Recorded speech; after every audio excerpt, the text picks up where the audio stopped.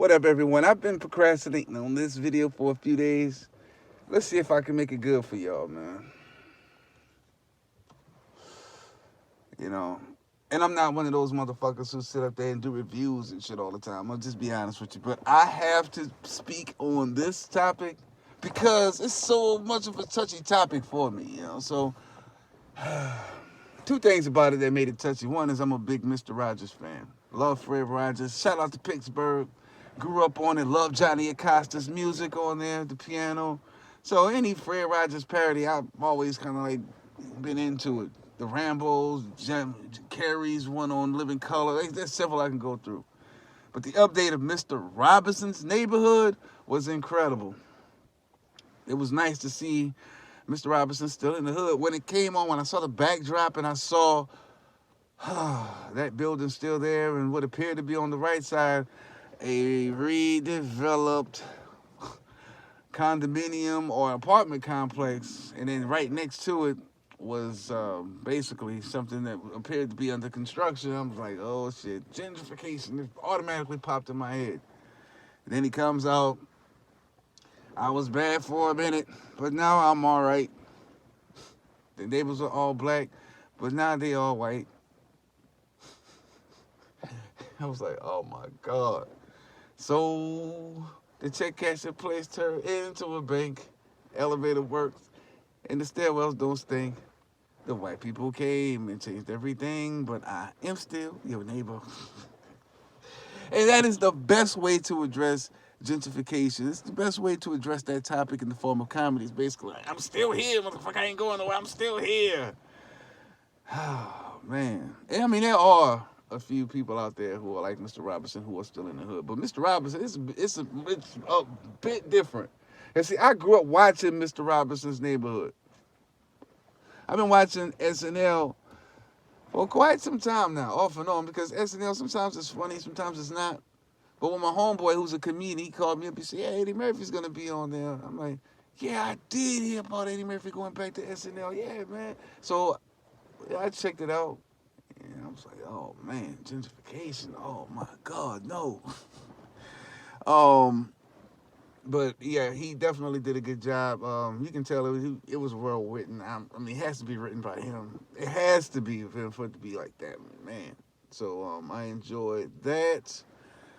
I was questioning a lot of things when I saw it because just watching it over 30 years, I thought to myself, is it safe to say that Mr. Robinson is on dope?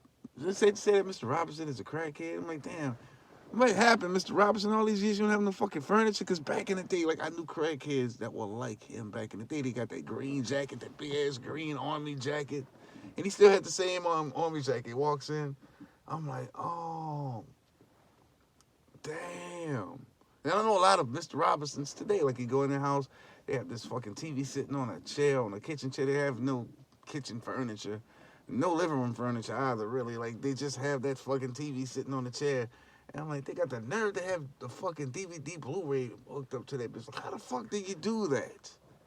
You know, got the mattress in the living room. Like, god damn. But, I mean, that's how it is. So back in the day, I didn't know that Eddie Murphy was playing a crackhead. So I was like, wow. Man, the genius of this man. Shit. You know, I could picture that. Like, I can definitely sit back and picture Ray and Pookie, Shaquilla, Laquanda, Shanika, Jamal, Tyrone still in the hood after all of these years. And just confused as fuck because I'm going to tell you, be honest with you, gentrification, it fucks with your psyche. It really does. I mean, I've had some nostalgic moments in some gentrified areas. And, you know, I can just see actually every day, you know, just thinking about the good old days. Still in the hood, you know. It's like Shaquilla, she's trying to get over to the fucking nail salon. She's, you know, like, oh shit, I gotta go over here and give me some nails and, you know, she's Carissa and get my nails done. And then she realizes when she gets there that the shit turned into a fitness center. And she still won't go in that motherfucker. Let me stop, man. Oh man, and then poor Jamal. I mean, it's like, these motherfuckers get tattoos and shit in hoods, neighborhoods and shit. Fifth in Lexington, Sixth in Barone. You know, and I mean, and then you go back to the neighborhood. To go and pour out some liquor and chill for a minute. Kind of like recollect on things. Think about your past. Think about where you need to go. He's standing in front of fucking Starbucks. I'm like, damn, this fucking corner is a Starbucks. Next thing you know, white folks will start getting that shit. Yeah, Fifth and Lexington. Yeah. It's fucked up. This is what they mean by we don't own shit. Man, I mean, it's hard to kind of like make light of the things, but I can honestly tell you it does. It fucks with your psyche. Gentrification, I mean, try it out sometimes. Any guys, who come from an area. I mean, some of you older guys too. I mean, some of you guys grew up in the projects. I mean, you know what the fuck it is. And you stand, outside on this fucking corner of this gentrified neighborhood, this newly developed environment, right? You start thinking about the good old days as you stand in that corner, the dice games, the shakedowns, the block parties, the yellow tape. And then you got all these fucking people just running around you and shit. These white women with these tight ass fucking biker shorts and shit. You know what I'm saying? And then they walking their dogs. And I ain't talking about like the dogs that used to be there back in the day. No, we're not talking about Rottweilers and pit bulls and mutts here and there. No, we're talking about Saint Bernards, Shih Tzus, poodles, Chihuahuas. And I'm not talking about like the small poodles neither. I'm talking about like the tall poodles, the one with the afro puffs on their arms. The ones with the powdered fro looking like a little white bitch. Like those type of dogs. The expensive dogs. The type of dogs they run an APB on if you fuck around and try to jack them. You're like, God damn, shit. You're sitting there just reminiscing some more. Next thing you know, the gay man, he walks out. Like, dude, you've been standing in front of my door for about 30 minutes pouring beer in the street and looking inside of my window. You want to come in? Because I know a lot of you DL niggas out there, y'all niggas be like, shit, yeah, I'll come in for a little while. You know what I'm saying? It's crazy. Because you got to think about it. Like, gays want their own community. They don't want to live out in the outskirts across the street from a heterosexual family. A heterosexual family, a husband, a wife, 2 kids, and a dog. Meanwhile, you got Roger and fucking, what's this guy's name? Frank, they're inside of their house and, they want to fucking invite Pete over, They want to invite Jamal over, invite all these people over to their house. And you got little Brad and shit across the street, the husband's fucking son and shit standing across the street looking and shit. The father's like, come on in, Brad, come on in. But I mean, Pete is outside, and Pete and I, sometimes we usually play curveball. Yeah, I'm sorry, y'all. I'm not gonna get too hard. I'm just gonna try to play around with it a little bit.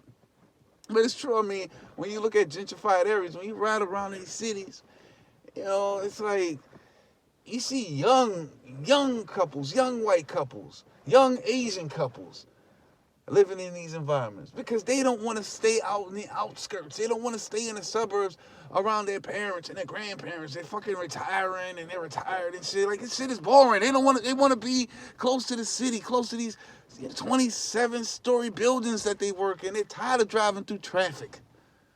5 o'clock in the morning, 8 o'clock in the morning through rush hour traffic, 5 p.m. in the afternoon to get off. And the wife was like, come on, dude, you're giving too much information away. I mean, I'm being serious. I used to tell people, like, man, shit, boy, if gentrification, like, really took place, it'd be fucked up for black people. Like, in the beginning, it'd be fucked up. Probably, it might have its pros and cons, but it'll be fucked up because a lot of black folks, they're going to get happy at one point. Then, like, after a month or so, after that 30-day trial or that 90-day trial, they're going to start realizing, like, man, this is fucked up. I think I made a big mistake. And they get these Section 8 houses out in the outskirts and shit, man. And you realize the buses just don't run the same as they do in the city. Buses in the city run like every 5 minutes. Buses out in the outskirts, you know? Should I name an outskirt for your favorite city? Buses pass like 2 buses a day. Damn, I'll never get to fucking work like this. I may say, trying to tell you, when you lived in the hood, you didn't have a car. So now you go, and then like a lot of dudes I know who grew up in different hoods, like they tell me this shit all the time. Like, man, you're right about what you said about the bus routes. I mean, it feels weird just going to the hood and just, you see white people jogging. Like, damn, 25 years ago, you've never seen no shit like that. She'd be running a little faster and shit. She wouldn't be there. That's for damn sure. But she's jogging. She's jogging. Move out the way, Negro. Like, damn. I love it, though, man. I just love how he was able to make comedy out of that because, it's been a touchy subject for a while. I don't understand why people didn't watch Furious Styles on Boys in the Hood back in 90, 91. I seen it back then. Like, damn, Furious Styles got to be saying some real shit. Got to be, sit there and listen. Saw it on Do the Right Thing as well. Fuck gentrification. And it was in Brooklyn. And then, so funny about it, I was in Brooklyn not too long ago. This was like, a few weeks ago? No, it was like no, take that back. That was in October. I'm out there, and I was like, shit. Last time I was here, it wasn't really looking like this. Like, shit, they really developing the fuck out of Fulton Street. I was like, yeah, they're really doing it. Like, we started talking about gentrification. Me and my homeboy out there, and we was talking about Big's house. So someone's supposed to be buying or bought Big's house for a couple $1 million. He's like, yeah, they've already bought that. And I'm like, damn, that is fucking insane. He's like, yeah, but you know what? What makes it so funny? There's some people that are still grandfathered in a lot of these places. Like, seriously? He's like, yeah. Even in Lower Manhattan, I know a family has a 3-bedroom apartment for $700. I was like, no fucking way. My cousin stays right across that damn bridge right there.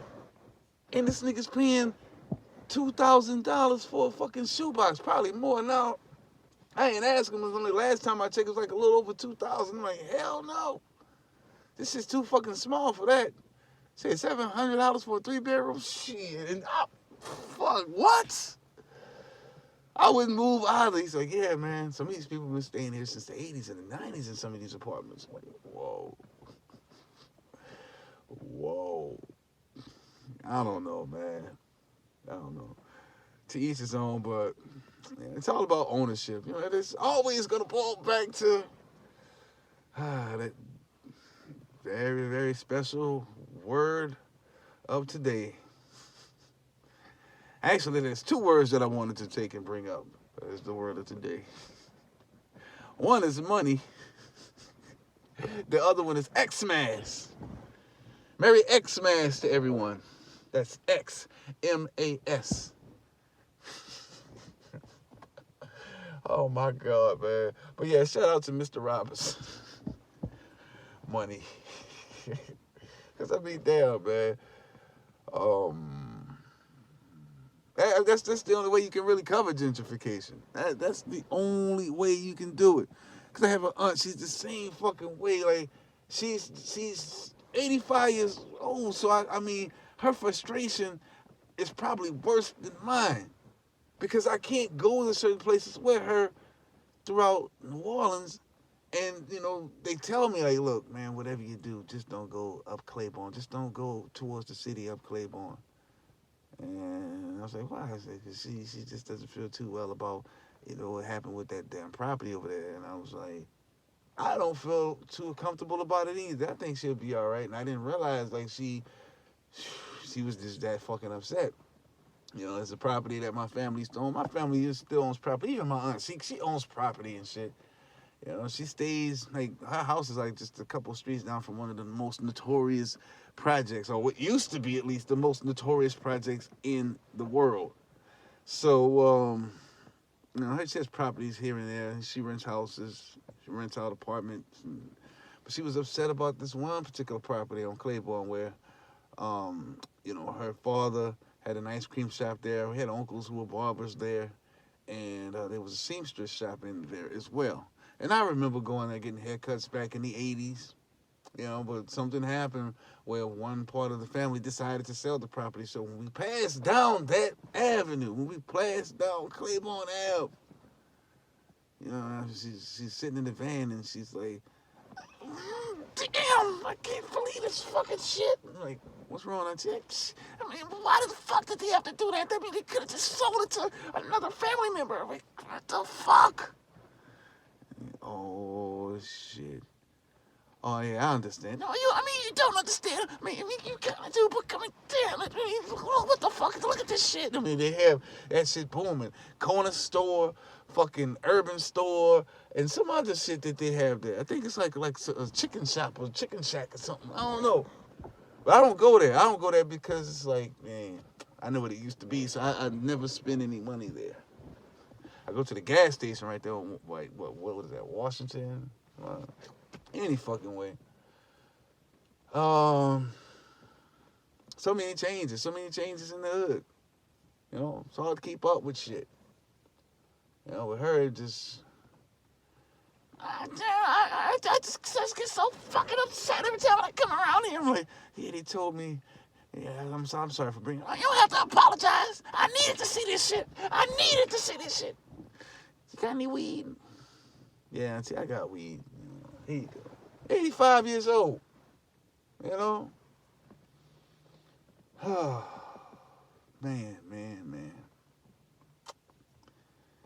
Yeah, buddy. So fucked up about it. White folks, they don't even call it gentrification. They call it urbanizing, redeveloping the property. Urbanizing. Or, redeveloping. I'm like, wow. That's what it is. They're young.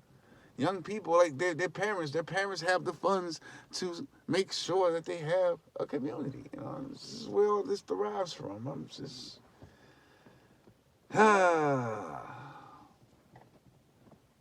Shout out to the ones that's still out there, man. The old folks who still stay in those houses in these gentrified areas.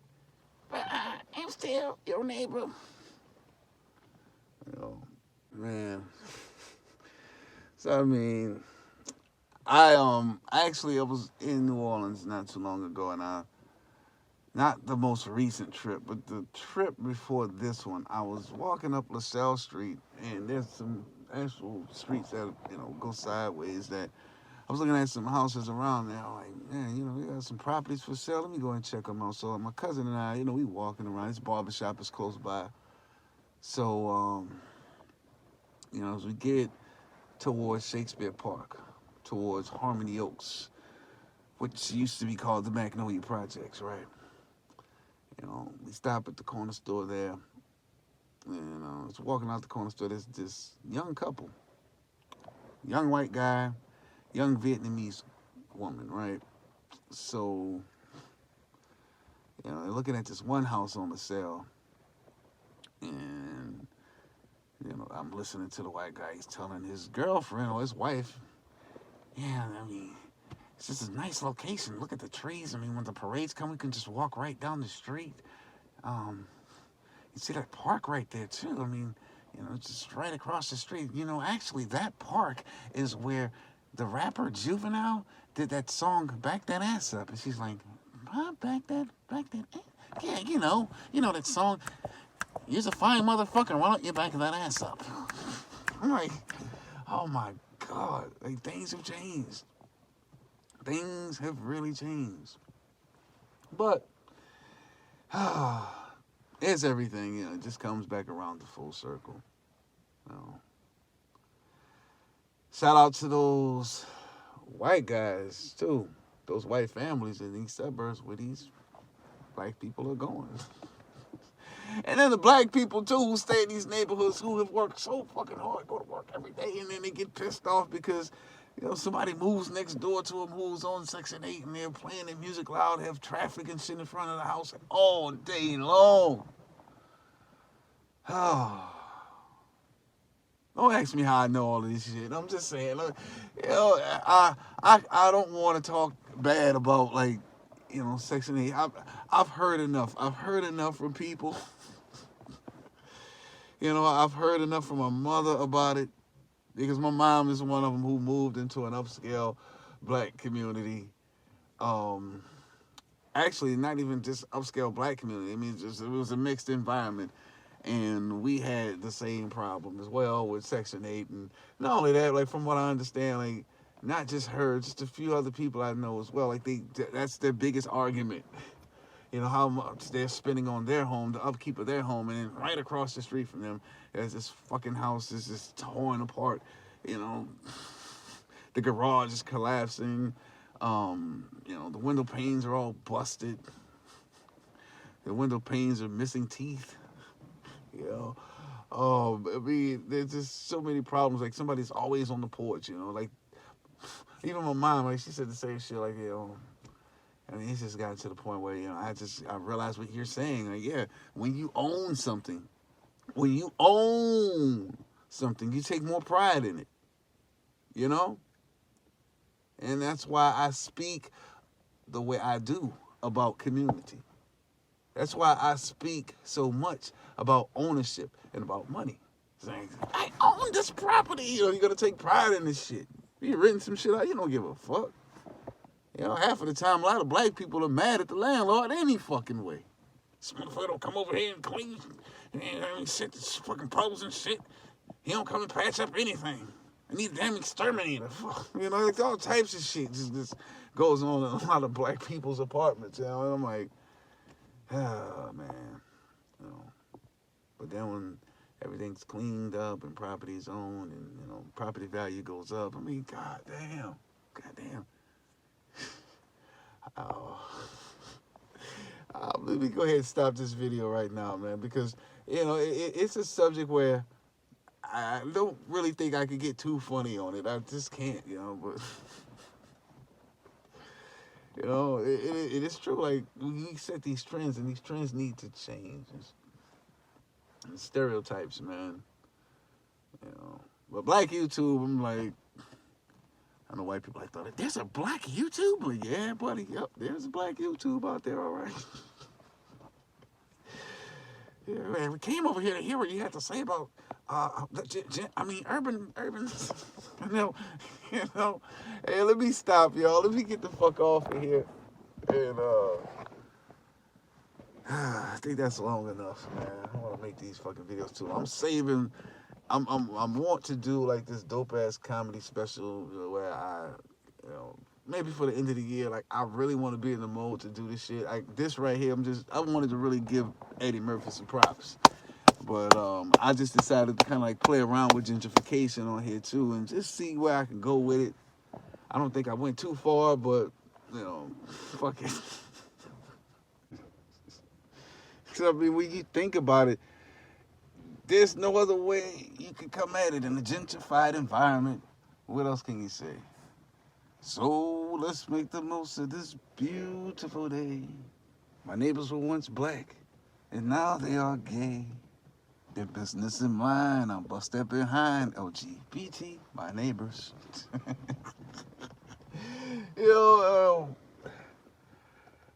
Just gotta make light of shit these days. Even though sometimes it could just confuse the fuck out of you. Just gotta make light of this shit, y'all. So, I guess that's about it. That's it. I'm out.